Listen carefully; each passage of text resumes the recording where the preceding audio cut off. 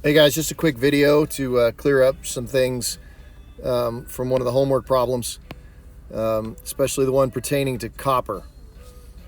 Copper has 29 electrons, and you might think that the electron configuration is 1s2, 2s2, 2p6, 3s2, 3p6, 4s2, 3d9.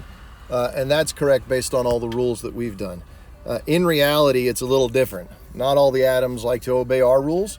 They tend to obey their own rules sometimes, and we'll get into this a little bit tomorrow. In reality, the correct electron configuration is 1s2, 2s2, 2p6, 3s2, 3p6, 4s1, 3d10. And this ends up kind of agreeing with the Aufbau principle, being a lower energy arrangement.